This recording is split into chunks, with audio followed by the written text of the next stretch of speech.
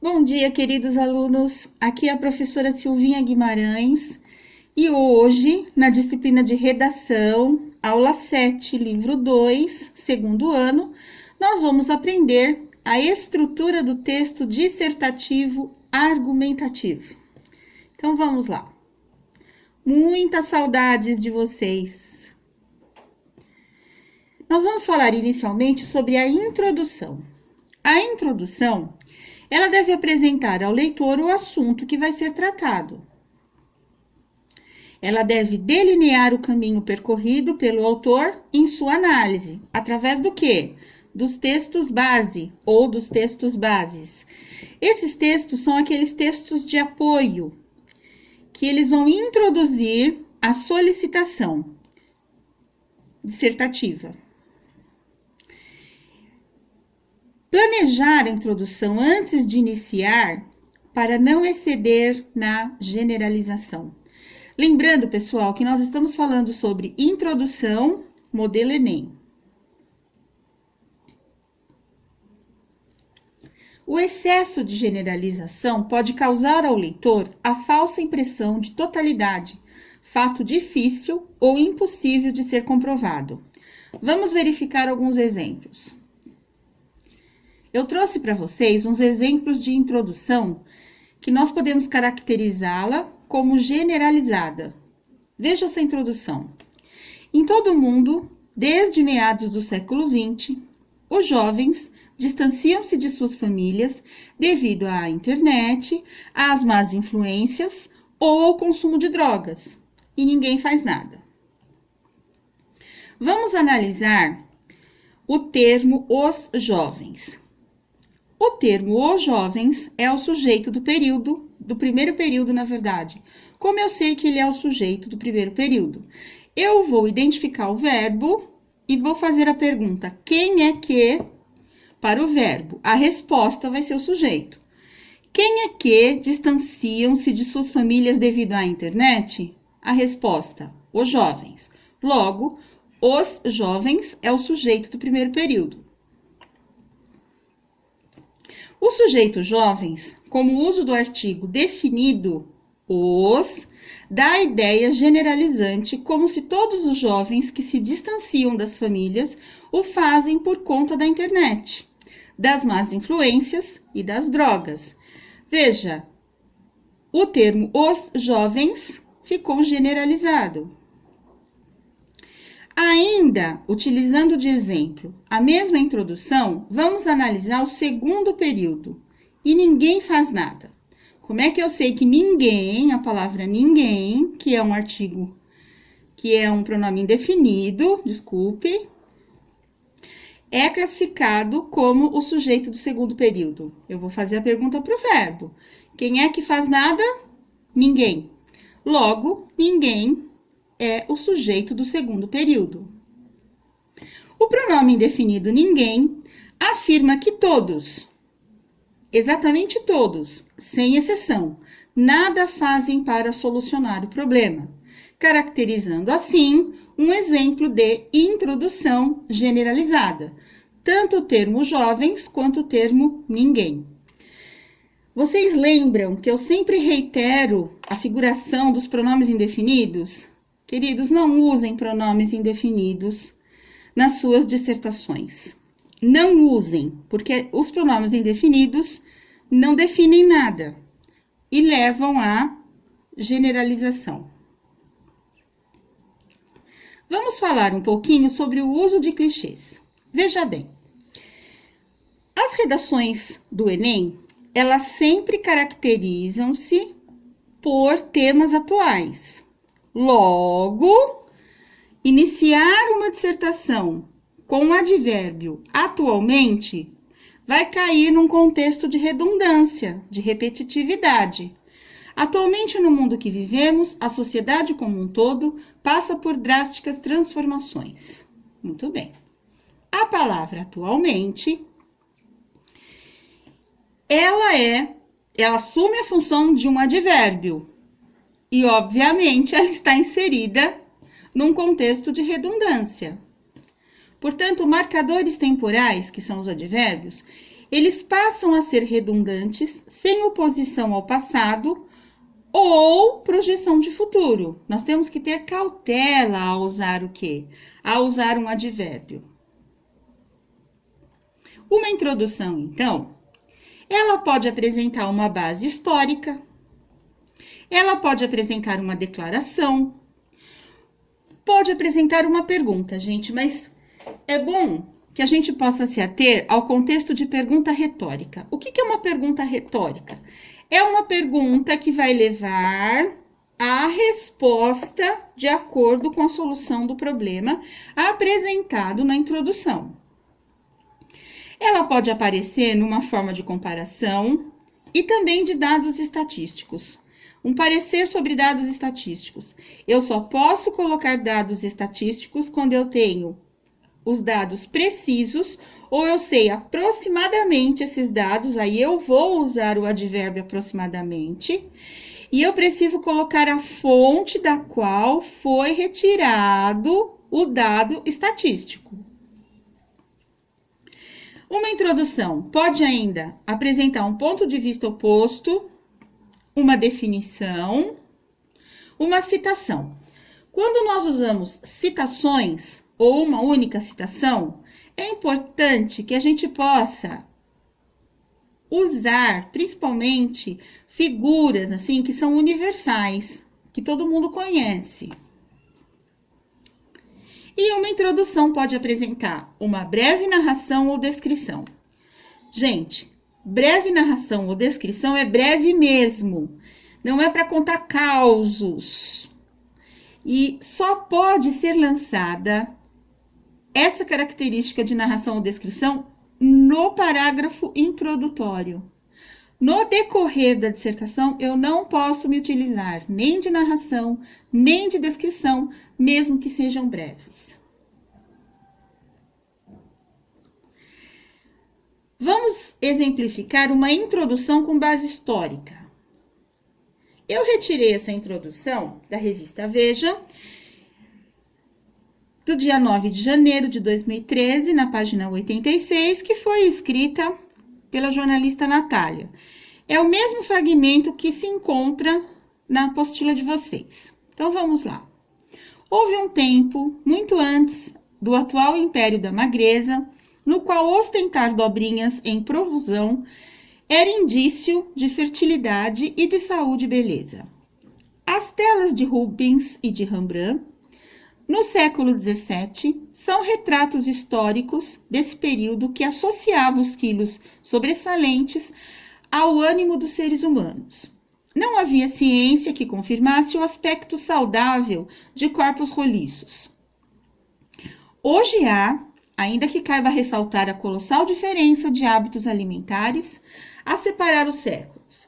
O que nós verificamos aqui é que existe uma base histórica que fala sobre o século XVII, quando os quilinhos a mais, as dobrinhas, poderiam ser ostentadas porque significavam fertilidade, saúde e beleza. Essa é uma introdução com base histórica. Vamos falar um pouco do desenvolvimento. O desenvolvimento, gente, precisa ter argumentos organizados por tempo e espaço. Precisa ter causa, consequência, pode ter uma exemplificação e pode ter uma enumeração. Além de oposição e semelhança.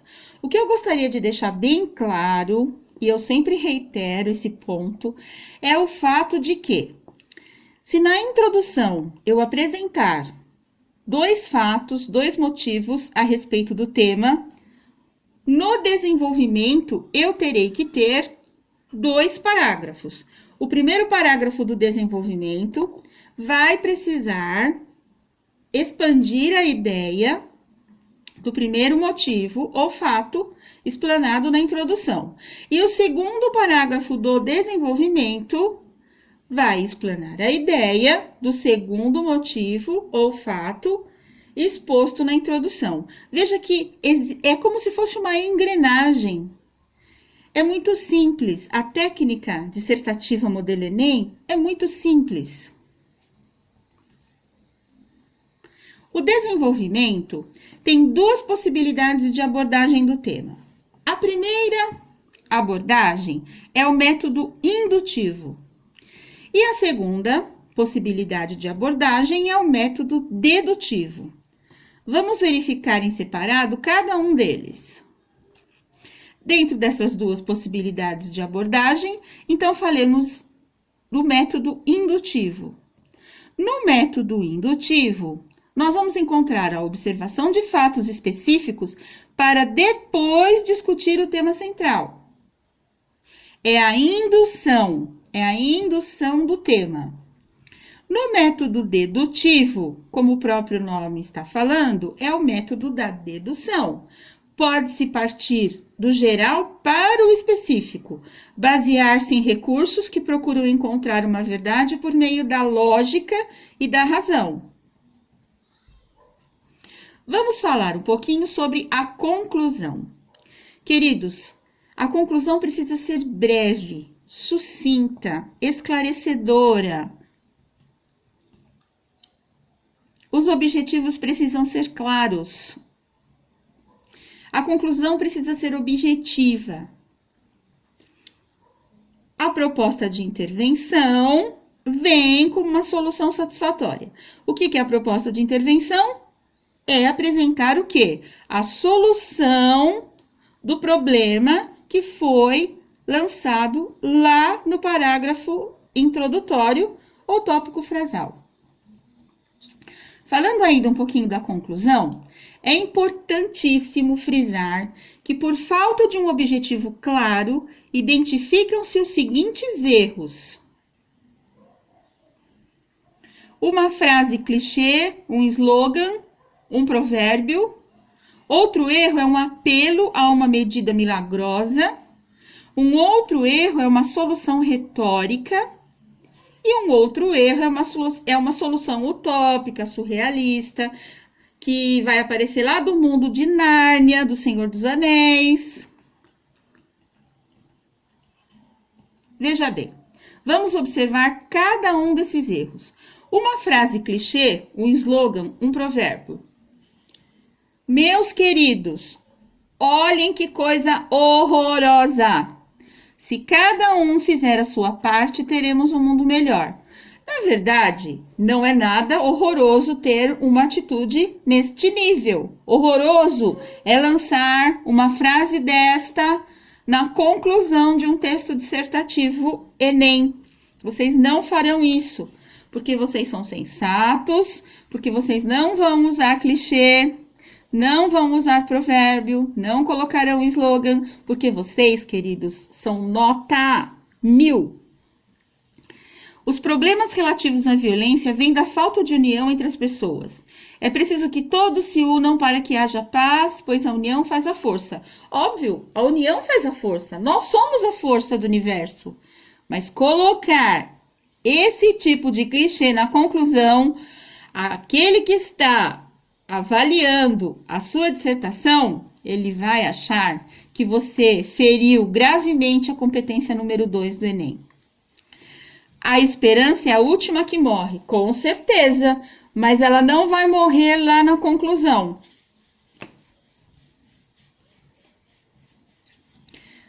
Ainda nós temos o apelo a uma medida milagrosa. Vejam esse exemplo. É preciso que o governo se conscientize e acabe de vez com a corrupção e a desigualdade social. Milagrosamente, sem um projeto, sem um programa. Gente, é uma solução com medida milagrosa e nós não podemos usar essa medida no nosso texto, na nossa conclusão. Em se tratando de uma solução retórica, que é filosófica, que é óbvia, que é retirada dos pensadores. Vejam bem, no dia que o homem perceber que destruindo a natureza está cometendo suicídio, ele repreenderá a preservá-la. Na verdade, ele reaprenderá a preservá-la. É uma base retórica de cunho totalmente filosófico e esse tipo de conclusão denigre o texto na redação modelo Enem.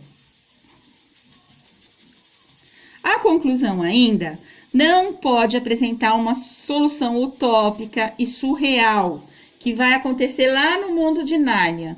Mas aí a conversa é outra, a gente já estaria falando de literatura, que a literatura também é um sonho. Mas, voltando à realidade aqui, a conclusão, com uma solução utópica, eu trouxe esse modelo para vocês.